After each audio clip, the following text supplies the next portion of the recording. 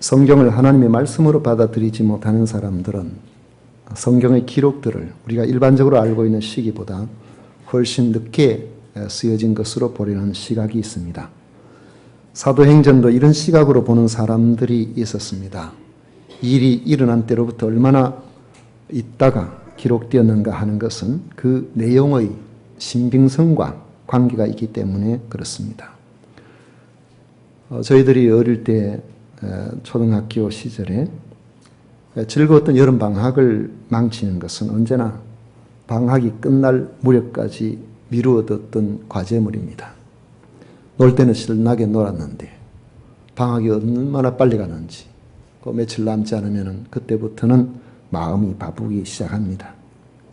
그래도 재미있는 식물채집, 곤충채집 같은 것은 일찌감치 시작해서 준비를 해놨지만 나중에 보면 보관이 제대로 되지 않아서 날개 다 떨어지고 다리가 다 빠지고 그래가지고 그래도 어쩝니까? 그냥 그대로 가지고 갈 수밖에 없죠.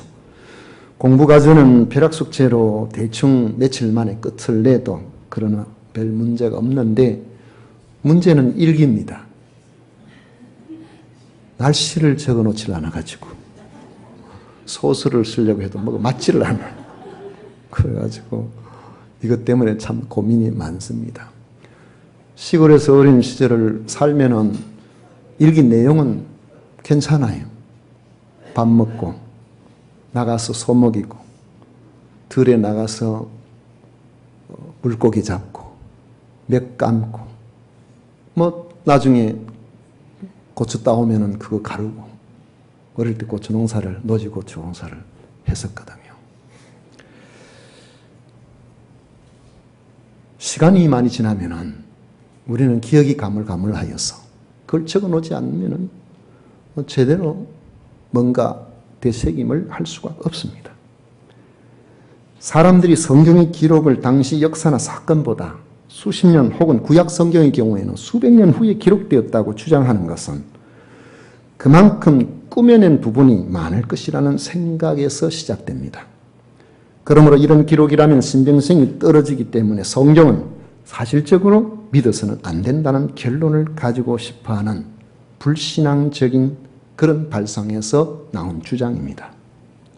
누가복음에 예수님께서 예언하신 예루살렘 멸망에 대한 기사를 예언으로 믿지 못하는 사람들은 너무나 그 내용이 상세하기 때문에 사건이 일어난 후 추후 70년에 직접 목격을 한 그런 사람이라야 기록할 수 있는 그런 내용이라고 보고서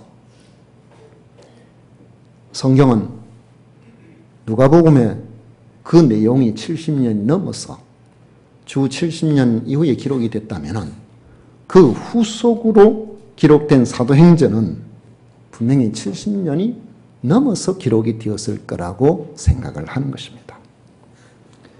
예수님께서 누가복음 19장 43절 이하에 예언하신 내용을 보면 날이 이를지라 내 원수들이 토둔을 쌓고 토둔이라는 것은 성을 공격하기 위해서 바깥의 흙으로 성벽 높이만큼 쌓아 올리는 겁니다.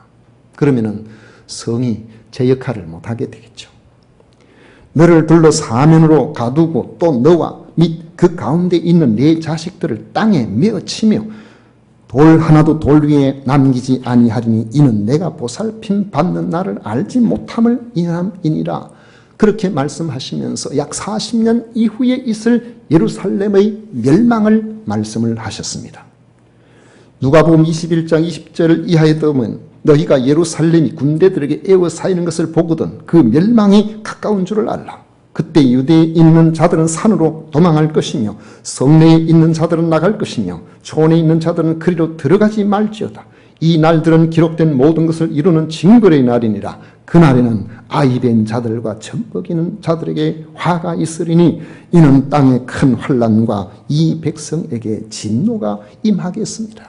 그 내용이 주후 66년부터 시작된 예루살렘의 포위로 70년에 예루살렘이 멸망할 때까지 있었던 그 내용, 그것을 그 당시의 전쟁의 로마군 편에 서서 직접 참전을 했던 유대인 역사가 요세푸스의 기록에 거의 내용이 비슷한 내용이 나옵니다. 이 사람은 예언이 아니라 직접 경험하고 직접 본 사건이에요. 그러니까 예언을 믿지 못하고 기적을 받아들이지 못하는 그러한 사람들은 이 사도행전이 누가복음보다 늦게 기록이 되었을 거니까 누가복음이 예루살렘이 멸망하고 난 다음에 기록됐다면 분명히 주후 70년이 넘어서 기록했을 것이다 라고 생각을 하는 겁니다. 이런 일들은 주로 자유주의 신학자들에게서 제기됩니다. 이들 신학자들은 진보주의, 역사주의, 인간중심주의를 따른다고 하면서 계명주의의 영향을 받아서 그때부터 이런 일들이 일어났습니다. 성경에 나오는 예언이나 기적들을 그대로 받아들이지 못하고 인간의 이성과 자연의 원리와 과학과 심리하고 이 모든 것들을 해명하려고 하기 때문에 이런 결론을 내리게 되는 것입니다. 오늘 우리가 읽은 본문에는 고대 여러 항구와 항로가 많이 나타나 있습니다. 로마로 가는 바울의 여정에 함께 등장한 누가가 자신이 경험한 내용을 아주 치밀하게 잘 기록하고 있는 것을 볼 수가 있습니다. 제가 경상대학교 대학원에서 공부할 때에 지도하시던 지도 교수님이 퇴직하고 난 이후에 해외여행을 자주 다닙니다. 1년에 한 6번 정도는 나가는 것 같아요. 그런데 해외여행을 갔다 오면은 하루 이틀 만에 여행기를 완성해서 저한테 메일로 보내주세요. 그런데 그 내용이 너무나 세밀합니다. 몇 시에 출발했고 어떤 버스를 타서 공항으로 갔고 공항에서 누구를 만나고 무슨 비행기를 타고 가서 그리고 올 때까지 그 내용들이 기록이 되어 있는데 사전에 다 조사를 하는 것 같아요. 현지의 풍습, 문화, 그리고 가이드한테 물어보고 이런 내용들이 노트북을 들고 다니면서 상세하게 기록을 하는데 그걸 읽다 보면은 마치 내가 그곳에 갔다 온 것 같은 그런 마음이 제 마음속에 듭니다. 어떨 때는 가이드뿐만 아니라 함께 동행한 사람들 몇 명인데 그들 이름이 어떻고 나이가 어떻고 심지어는 성품이 어떤지 그 내용까지도 그 속에 다 들어있어서 어이구 이렇게 해서 한 번씩 책으로 내는데 이거 명예훼손이 걸릴 수도 있겠다. 그런 생각이 들 정도입니다. 그러니까 지명이나 유래 뭐 이런 것들은 말할 것도 없죠. 지금도 뭐 한 편 와 있는데 제가 읽어볼 시간이 없어서 읽지를 못하고 있습니다만 누가가 이렇게 세밀한 사람 같아요. 카이사라에서 아구수도 사령부 소속 백부장 율리오의 호송으로 이스탄불, 터키의 수도 이스탄불 수도는 아닙니다. 대도시. 이스탄불 밑에 있는 아드라무테노라는 항구 도시에서 온 아시아에서 유럽으로 가는 무역선을 타고 로마로 향하는 항해가 시작이 된 겁니다. 북쪽으로 하루를 올라가서 이튿날 레바논 지역의 시돈에 정박했고 백부장의 친절로 시돈에 있던 그리스도인들의 대접을 받아서 그곳에서 잘 지냈고 거기서 다시 출발하여 맞바람을 피해서 지금 터키 남쪽에 있는 길게 생긴 섬이죠. 큰 섬 키프로스 공화국, 그 섬이 한 나라입니다.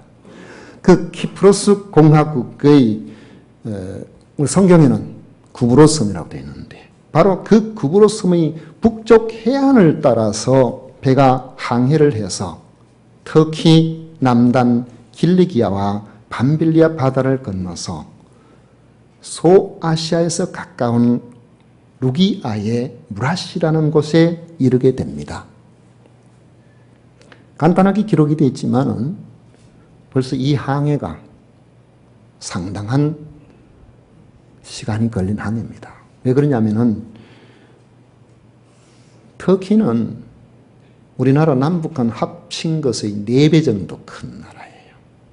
그러니까 이스라엘 땅 팔레스타인의 그 가이사르에서부터 출발해서 위에 또 다른 나라인 레바논 쪽으로 가서 거기서 키프로스 공화국 바람 때문에 그 연안을 따라서 지중해를 이동해가지고 그리고는 거의 터키의 동쪽편에 가까이 있는 그 해안까지 도착을 하게 된 겁니다. 아주 먼 항해를 지금 하고 있는 것이죠. 거기에서 이집트에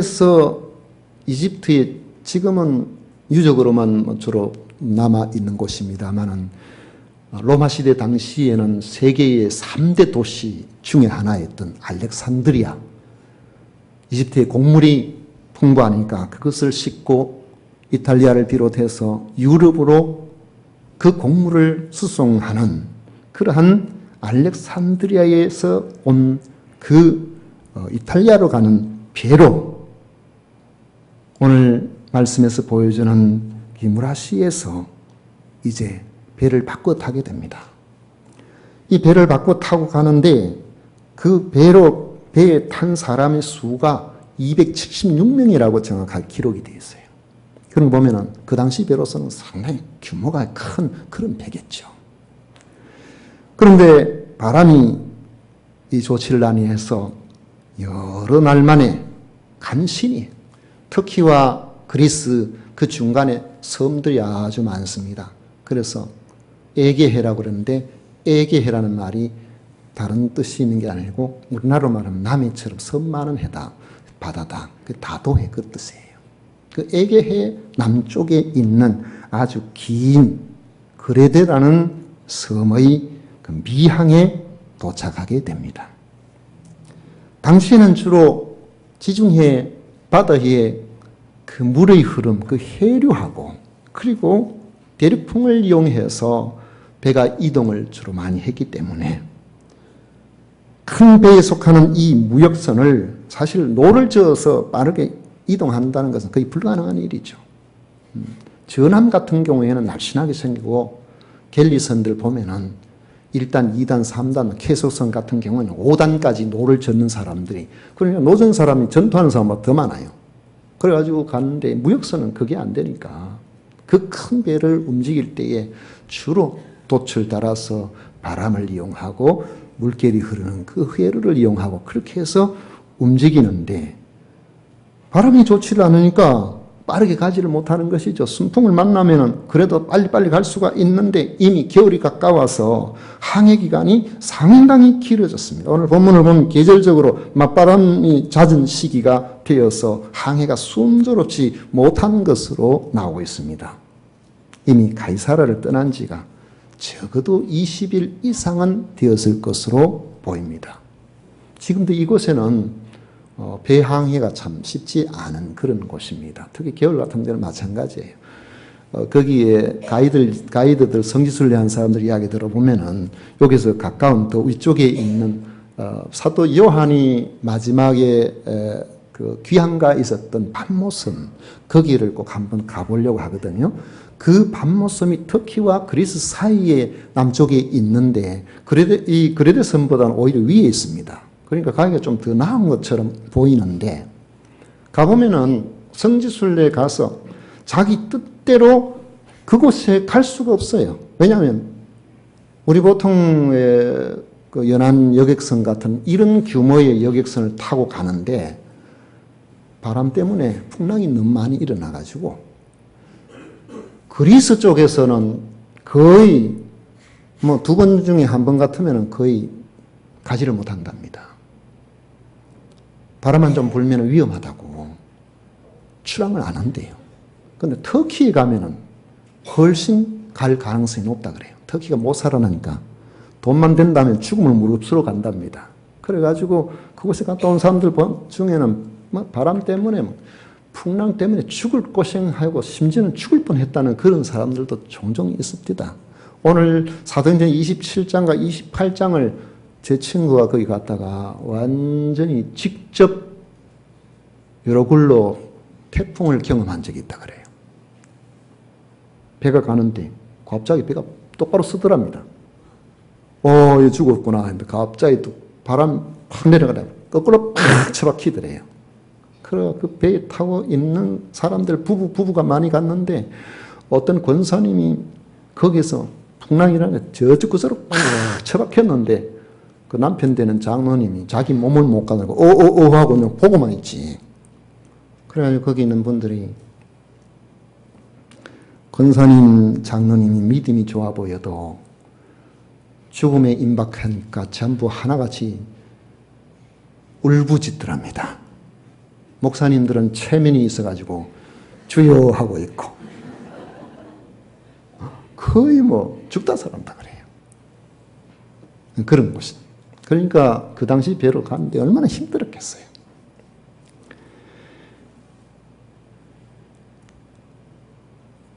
이렇게 순조롭지 못한 오랜 항해를 지금 감당하고 있는데 이런 내용들이 오늘 사도행전 27장과 28장에 나옵니다.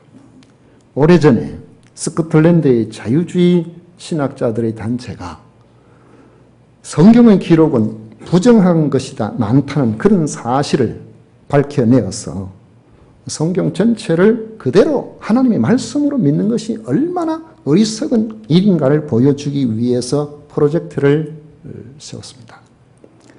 그런데 그들이 이제 모든 사람들이 그 일에 참여할 수는 없으니까 후원하고 그렇게 재정적인 또 능력을 감당할 수 있는 그런 사람들을 동원했는데 그 중에 한 젊은 회원을 이 바울의 여행지라고 알려진 소아시아 지역과 남부 유럽과 지중해의 섬들에 파견하면서 누가가 기록한 이 내용에 얼마나 허구가 많은가 하는 것을 찾아내도록 파견을 했습니다.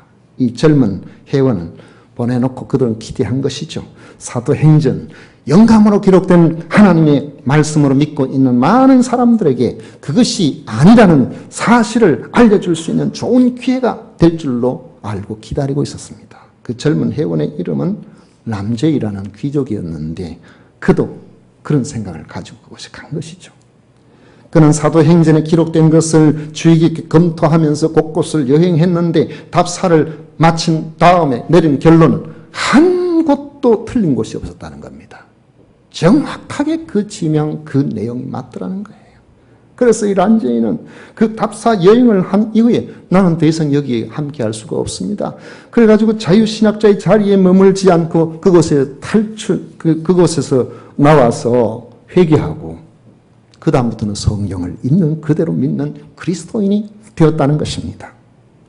사도행전 27장은 특히 지도를 펼쳐놓고 보면 역사적, 지리적인 면에서 더 강한 현실감으로 다가옵니다. 이런 점은 앞으로도 본문을 계속 보면서 다음 기회에도 살펴볼 그런 기회가 있으리라고 생각됩니다. 읽은 본문에는 주의 깊게 생각해 볼 대명사가 나옵니다. 1절에 기록되어 있는 우리라고 했어요. 우리는 한 사람 이상이죠. 바로 우리라고 했을 때는 여기에 반드시 누가 들어갑니까? 의사 누가 사도행전을 기록한 기록자가 그 배에 있었다는 거예요. 이 누가는 바울이 체포된 이후에도 자원해서 2년 동안 바울과 함께 계속해서 동참을 했습니다. 이제는 로마로 가는 그 배에도 그가 같이 동참했다는 사실을 보여줍니다. 28장 1절에도 여전히 우리라는 말이 나오는 것을 보아서 마지막까지 그는 바울과 함께 있었음을 보여줍니다. 또 한 사람이 있는데 그는 아리스타고라는 사람입니다. 2절에 나오죠. 그는 마게도냐의 데살로니가 출신입니다. 마게도냐는 지금 그리스 북쪽에 있는 그런 곳인데 데살로니카는 그리스의 행정 수도입니다. 거기 출신인데 바울의 전도로 구원을 받고 바울의 신실한 여행의 동반자가 되었습니다. 에베소에서 바울의 전도로 우상을 섬기는 일에 쓰이는 물건을 만드는 사업이 잘 안 되고 그래서 그 우상 섬기는 그 사업하던 은장식 데메트리오라는 사람이 사람들을 선동해서 우리로 말하면은 폭동을 일으켰죠. 그래가지고 흥분한 폭도들이 그리스도인들 특히 복음을 전하는 바울이나 이 일행들을 제거하기 위해서 그렇게 했는데 그 당시에 마침 바울은 가까이 없어서 붙잡히지는 않았는데 바로 이 아리스다고가 붙들려가서 아주 크게 곤욕을 치루어 힘든 일을 당한 적이 있습니다. 다행히 폭동이 진정되고 난 이후에 그 당시에 그 에베소의 행정 책임자가 보니까 사실을 살펴보니까 별일 아니거든요. 잘못하면 폭동이 일어난 자기가 책임을 묻게 되니까 그 문제를 무마시켰어요. 거기서 이제 풀려났는데 그때 풀려나고 난 이후에 드로아라는 곳에 드로아라는 곳은 이스탄불에서 가까운 배가 지금 가려고 했던 아드라무테노라는 곳이 있죠. 아드라무테노라는 여기에서 아주 가까운 항구입니다. 바로 그곳에서부터 시작을 해서 계속해서 바울과 동행을 했습니다. 골로새서 4장 10절에 보면은 바울과 함께 감옥에 갇힌 자로 되어 있는데 바울이 복음을 전하다 감옥에 갇혔을 때에 바로 이 아리스타고도 감옥에 갇혀서 고생을 했었습니다. 나중에 전승에 의하면 바울과 더불어서 비슷한 시기에 주를 위해서 살다가 바울과 함께 순교를 당한 사람으로 그렇게 알려져 있습니다. 바울의 전도를 받아서 구원을 받고 사명자가 되고 바울과 함께 복음을 전하다가 함께 순교의 장엄한 길을 걸어간 사람이 바로 이 아리스타고 그 배에 바울과 함께 타고 있었던 것입니다. 그야말로 죽기까지 바울과 동역한 동역자죠. 이들은 바울과 함께 복음을 위하여 바울의 위로가 되기 위하여 죄수가 아니면서도 죄수의 운명을 함께 나누는 것을 부끄러워하지 않은 사람들입니다. 이들은 악을 꼴자리까지 함께 간 사람들입니다. 이들은 고난을 스스로 자취한 사람입니다. 아마도 천국에서도 바울과 가장 가까이 있는 사람들 중에 하나가 아닐까 생각이 됩니다. 또한 27장에서는 바울이 죄수의 신분이면서도 이러한 상황에서도 그를 호위하는 자들을 오히려 능동적으로 이끌어가는 모습을 보여줍니다. 세상의 많은 사람들은 상황의 지배를 받으면서 살아갑니다. 상황이 좋으면은 자신이 마치 상황을 지배하는 사람처럼 보이지만은 상황이 나빠지면은 곧바로 그 상황의 지배를 받아버리고 맙니다. 그가 하는 일들이 잘 될 때는 마치 자신이 잘해서 그런 것처럼 세상 모든 사람 앞에서 자신감 넘치는 그런 모습으로 살아가지만 일들이 자기 뜻대로 풀리지 아니하면 얼굴에는 주눅이 들고 수심이 가득하고 마치 인생을 다 산 사람처럼 그렇게 살아가는 경우가 많습니다. 만약에 바울처럼 죄수가 되었다면 여지없이 그 얼굴이 초췌해지고 죄수답게 살아가게 될 것입니다. 그러나 하나님의 사람은 자유인으로 있든 죄수가 되었든 하나님이 사람답게 살아가는 사람들입니다. 그렇기 때문에 상황에 지배를 받는 사람이 아니라 오히려 그 상황을 지배하고 상황을 이끌어 나가는 그런 사람이 되는 것입니다. 가이사라에서도 결박된 몸으로 죄수 아닙니까? 그 앞에 있는 그 당시에 당대의 최고의 권력을 가진 아그리빠 왕에게 결박된 것, 이거 아니라면 당신은 나처럼 되기를 바란다고 자신에게 이야기를 했습니다. 바울은 빌립보에 있을 때 그의 동역자인 실라와 함께 옥중 성회를 개최한 사람입니다. 그들은 죄도 없이 사람들에게 맞아서 온몸이 만신창이가 되었습니다. 그러나 옥중에 들어가 있을 때에 발에는 착고가 차이고 온 밤은 캄캄하고 몸은 쑤셨지만 그들은 하나님께 찬양 올렸고 하나님께 기도했습니다. 세상 사람 할 수 없는 일이에요. 그때 지진이 일어나 옥문이 열렸습니다. 마침내 그를 지키던 간수와 그의 가족이 오히려 그 앞에 무릎을 꿇고 회심하는 놀라운 일들이 일어났습니다. 바울이 간수에게 무릎을 꿇은 것이 아니라 간수가 그 앞에 무릎을 꿇었던 것이죠. 바울은 총독 벨릭스 앞에서도 담대하게 의와 절제와 장차 오는 심판에 대해서 강론을 했었습니다. 베스도 총독 앞에서도 당신들은 하나님이 죽은 사람 다시 살리심을 어찌하여 못 믿을 것으로 여기시나이까 하면서 책망을 했습니다. 죄수의 몸으로 후송되어 가는 그런 형편은 사도행전 27장, 28장을 보면 바울을 후송하던 백부장도 서서히 죄수 바울의 명령을 따라가게 되는 것을 볼 수가 있습니다. 구약 성경 신앙의 선진들도 하나같이 상황에 지배되는 사람들이 아니라 오히려 상황을 지배하는 그런 사람들이었습니다. 하나님과 동행하는 사람의 특징이 하나 있습니다. 주와 함께 교제하며 주님과 교통한다는 사실입니다. 주님과 교제함으로 환경과 형편의 영향을 벗어나고 그것을 극복하고 그것을 뛰어넘게 되는 것입니다. 상황은 분명히 힘들어요. 어려워요. 그러나 그 모든 것들을 주관하시는 주님이 나와 함께 하신다는 바로 그 믿음 때문에 바울은 어떠한 형편이든지 내가 자족하기를 배웠다고 담대히 빌립보에서 보면 선포하고 있습니다.